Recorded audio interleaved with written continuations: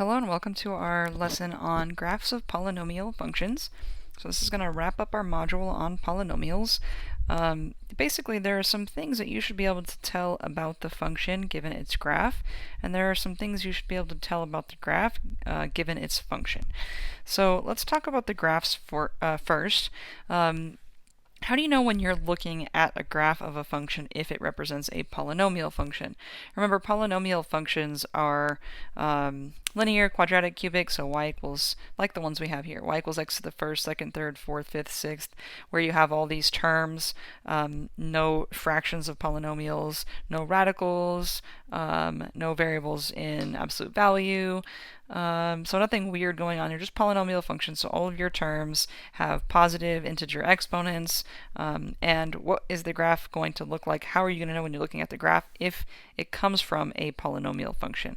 So if you have a graph of a polynomial function, you are looking for a smooth, continuous,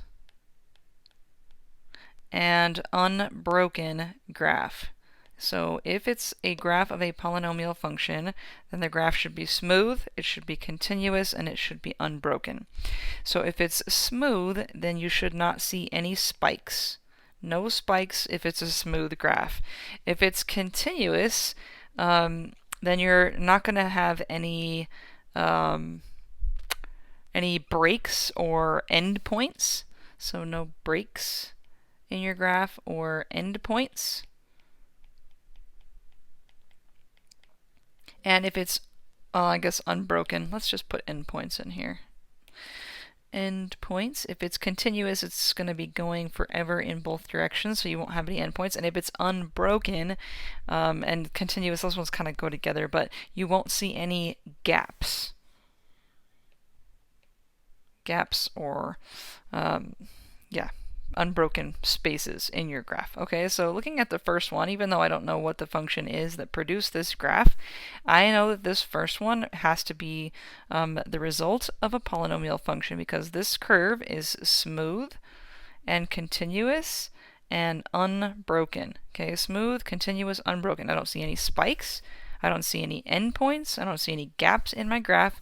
So I know that that first one, again, is the result of a polynomial function. So I know this is a polynomial. The question up here says, does the graph represent a polynomial function? So we can just say yes here. Now the second one, hopefully we remember what creates a graph that looks like this one. I think we put it in the parent function section, but an absolute value graph is going to create the V shape like this. But I know by looking at it, even if I didn't know what the absolute value function looked like, this has a spike. So this point in the graph here is a spike in the graph. That sharp corner there, that sharp turn, excludes this from being a polynomial function. So this is a no. The next one, again, hopefully we remember what creates a graph like this one. We see these asymptotes in the graph here. Okay, there's a big gap.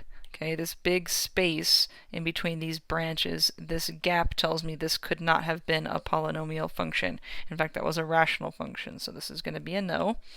There's a big gap in this graph. It's not continuous, or it's not unbroken. The next one, again, hopefully we remember what creates this endpoint here. This endpoint, this starting point, happens because this is a radical function with an even root, and there are restrictions on what we can take the even roots of. And that endpoint, even if I didn't know about radical functions, tells me that this cannot be a polynomial function, so this is going to be a no. But if we look at the last one, again, we have this continuous graph. It's all smooth, no gaps, no breaks, no spikes, nothing weird going on. So even though I don't know what function in particular created this graph, I do know it is a polynomial function. Okay, so there's some basic characteristics there of polynomial functions graphs. And now some more specific details. We're going to look at 6 parent functions here, and hopefully you already know what a couple of them look like. But y equals x to the first, for example, we should know that is our parent linear function. Goes right through the origin there. It looks like that. And if you don't recall what what x cubed looks like, y equals x cubed to the third power there. It is kind of similar, but it looks like it's doing this. Oh my goodness, I keep accidentally making these out. So the graph looks like this for y equals x cubed. And then next we're looking at x to the fifth. So if I change that exponent to a 5, looks pretty similar, maybe just a little narrower. And if we were to put in x to the seventh, it's going to be, see what's happening is something we talked about with the roots and the multiplicities, that inflection point. Like instead of going straight through the origin, we have that flattening there. It takes a little longer for it to get through. And what's going to happen is we increase that degree, is it's just going to take longer and longer. It's flatter and flatter. But there is something that is the same for all three of these with odd degrees. So to the first, to the third, to the fifth, to the seventh, to the ninth, any odd degree we put in there, notice our end behaviors. Our end behaviors are all the same. And that's going to be true anytime we have a polynomial function with an odd degree. Okay, every time the degree is odd, notice what happens. As we go to the left ends of these graphs, all of them go down toward negative infinity. So the graph falls downward toward negative infinity on the left end. And notice on the right end of the graph. The right end of the graph goes up forever toward positive infinity every single time. So all of these graphs will rise upward toward positive infinity every single time. So we should know when we're looking at a polynomial function, the equation for the function, that if the degree is odd, that same end behavior will be true. We don't actually have to see the graph to know that the left end of it's going to be going down forever and that the right end of it is going to be going up forever. Okay? Now what about when the degree is even? Again, we should know what y equals x squared looks like. It's going to be our parabola. X to the fourth, maybe we haven't seen before, but so here's x squared, right? X to the fourth looks pretty similar, just maybe a little of a bit of a skinnier parabola. Let's put in x to the sixth there, and it maybe looks a little narrower, but let me draw this one better. What's happening is our bounce, remember, is taking a little bit longer, and then if I make that an x to the eighth or an x to the 10th, right, it's just flattening out that bounce there. So the way that the graph bounces looks a little different, but the end behaviors, again, are the same. Anytime you have a polynomial function with an even degree, those end behaviors match, where if we follow the left end, it's going up. If we follow the right end, it's going up. All end behaviors for our even degreed polynomials match. They all go up forever toward positive infinity. So if the degree is even, then the graph rises toward positive infinity on the left, and it rises toward positive infinity to the right. This should have been plural. Okay, so the end behaviors will match. Now the only thing that could change these end behaviors is if we reflected these graphs over the x-axis. So if I made this a negative out in front, then the graph is upside down. The end behaviors still match, but then they would both go down toward negative infinity. And that would be true for, again, any even degree. So a square, or a fourth, or a sixth, and so on. And that still will be true for odds, right? We reflect the odd, then it reverses that end behavior. So now the left end goes up and the right end goes down. Or if it's a cube, the left end goes up, the right end goes down. So these end behaviors will always be true unless we have a negative out in front. A negative out in front, we know, reflects our graph over the x-axis, basically flips it. And so if we have a negative in front of that first term, then we reverse our end behaviors. Okay? So we should be able to tell, again, these end behaviors just by looking at our function. So the degree for this function is a 3. A 3 behaves just the same way that the x to the first is. So even if you can't visualize a cubic graph, you should know what the linear graph does. As we go to the right, it goes up, and as we go to the left, it goes down. Okay? So the cubic does the same thing the x to the first does. And here we have a degree of 4. Degree of 4, that's even. Okay, even. Both ends are going to do the same thing the parabola does. Both ends are going to be going up toward positive infinity. So This is going to be going up toward positive infinity and up toward positive infinity. Okay, now here we have an odd, but we also have a negative. So normally our odd degrees do the same thing the linear does, right? The x to the first does, where it's rising to the right, falling to the left, but the negative reverses that. So if we're reversed, then as we go to the right, we're going to be going down, and as we go to the left, we're going to be going up. And then lastly, if we have an even degree here, okay, this even degree would tell me both ends would go up, but because I have a negative here, that's going to mean that graph's going to be upside down, so both ends are going to be going down toward negative infinity. Okay, so we don't even have to graph these to understand what those end behaviors are going to look like. And vice versa, right? If we were looking at a graph and I see that both ends go up or both ends go down, I know the degree for my function, my equation of my function, has to be even. Or if I see the end behaviors that don't match, right, whether one falls and rises, depending on which way it goes, we'll know if we have an odd degree. We'll also know if there's a negative out in front, okay? So the things that we should be able to tell. Oops, I erased. Darn, why do I always do that?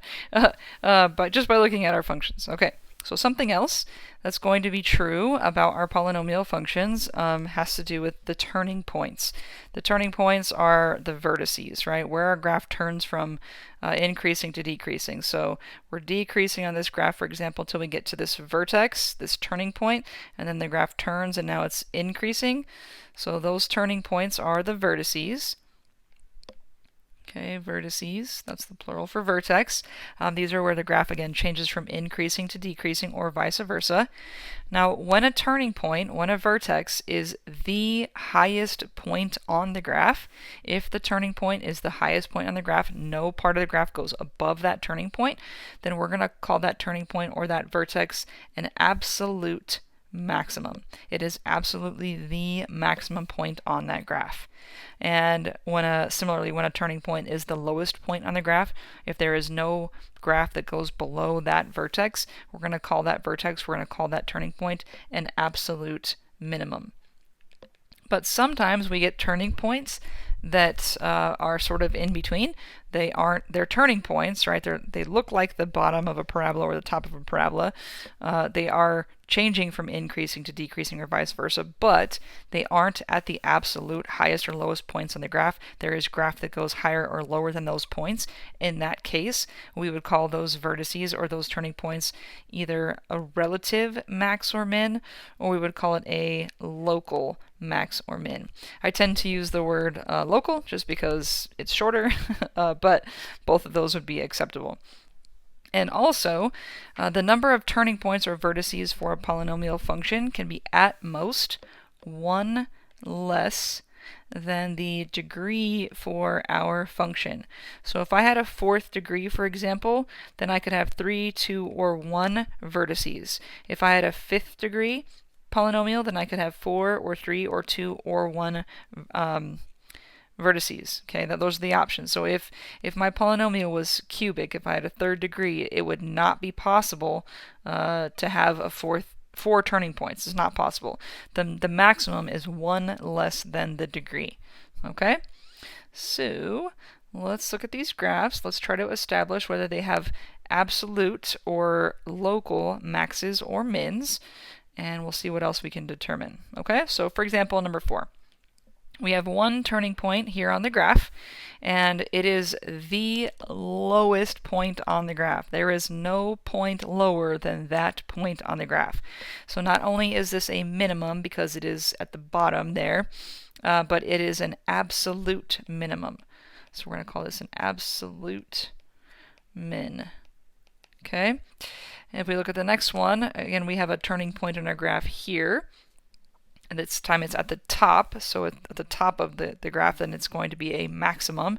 And there is no point higher than that point on the graph. So again, we're going to call this an absolute maximum. Absolute max. Okay? Now if we look at this function, we have a couple of turning points.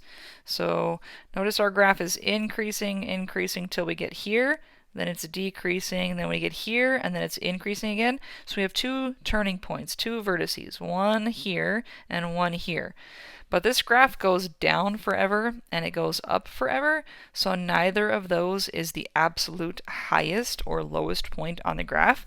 So this point here is a maximum, right? It is at the top of what looks like a little hill there, so it's a max, but because it isn't the highest point on the graph, this is an example of a local maximum.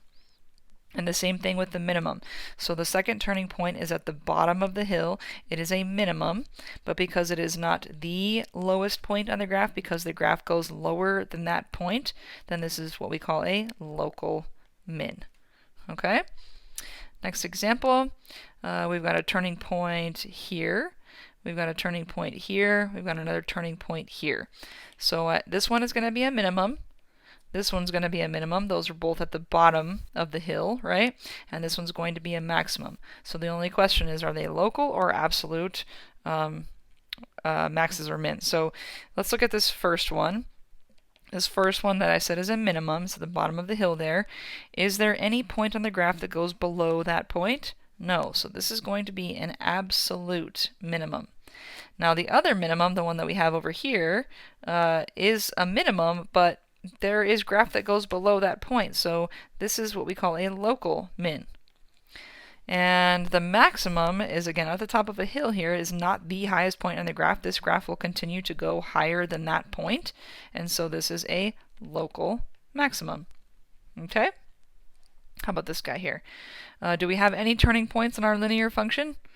We do not. Not a single turning point, so we have no max or min. No max or min, which is obviously going to be possible. And then one last one here, where if you want to try it, feel free to pause the video. Got a turning point here, a turning point here, a turning point here. This one is going to be some type of maximum. This will be some type of minimum and some type of maximum here. The first maximum is a maximum. It's at the top of that little hill, but not the highest point of the graph, so a local max. The second maximum is the absolute highest point on that graph. No graph goes above that point, so this is an absolute maximum. And then our minimum is not the lowest point on the graph. This graph will definitely go lower than that point, and so this is a local minimum. Okay, so we've got the max or min hopefully established, but what else do we know about these graphs? So let me go back to number 4 here. We've got an absolute minimum. Notice that the end behaviors match, and they're both going up. So that means that the degree here is even. So we have, just by looking at this graph, we also know we have an even degree. And because the end behaviors go up instead of going down, we can also tell that the leading coefficient is positive. So a positive leading coefficient. And because we have one turning point, this is likely a degree of 2, but it could have been a 4th degree. 4th degree can have one turning point, 2, 3, okay, as long as it's at most one less, we're fine. So there's an absolute min here. It's got one turning point, we've got an even degree, and it had to be a positive leading coefficient. Same thing with this guy. Let's see. Because these end behaviors match, I know that this has an even degree. But this time our ends are going down instead of going up, so that means there's a negative leading coefficient. And the even degree could have been a 2, 4, 6, could have been any of those with that one turning point. Okay, let's look at this guy. These end behaviors do not match, so that tells me that this has an odd degree. And the leading coefficient, because the end behaviors do what they're supposed to, think about your x to the first, right, where it's going down left and it's going up to the right. That's what it's supposed to do when a is positive, so this tells me there is a positive leading coefficient. Positive leading coefficient. And this one has 2 turning points, so the degree had to be at least 3, right? This could not be a linear function. Well, obviously we know what a linear function looks like, but because there are 2 turning points, the degree had to be at least 3. So degree of at least 3, because there were 2 turning points of at least 3. Okay, sorry. All right, looking at this one. N behaviors, they match. That tells me that this degree is even. So an even degree. And not only do the n behaviors match, but they both go up. So we have a positive leading coefficient. And we have 3 turning points. So then the degree would have to be at least 4. Degree of at least 4, because there were 3 turning points. The degree, it just has to be, right? If we have, by rule, our number of turning points can be at most 1 less than that degree. So if we have 3 turning points, the smallest degree possible is 4. Okay? All right, this guy. We have n behaviors that do not match. One goes up, one goes down, so this is an odd degree. And because the left n falls and the right n rises, then I know the leading coefficient is positive. Positive leading coefficient. And no turning points. If there are 0 turning points, I mean, that's really a possibility for any odd, but this has got to be a linear function, okay? So degree is going to be 1 there, because there are no inflection points either. And then let's look at the last one. These n behaviors, again, they match, so our degree is even degree. And because both n's go down, then we have a negative leading coefficient. And we have, again, 3 turning points, so the smallest degree that was possible here would be a 4. So the degree of at least 4, because, again, 3 turning points dictates there had to be 4, or at least a degree of 4. Then the next possibility would be 6, and so on. Okay? So we can, again, be able to determine some things about our functions given the graphs or vice versa. Hopefully not too much information to handle, maybe just some vocab there. You got some practice problems to work on, and as always, if you need some extra help, then just reach out. All right, guys, take care.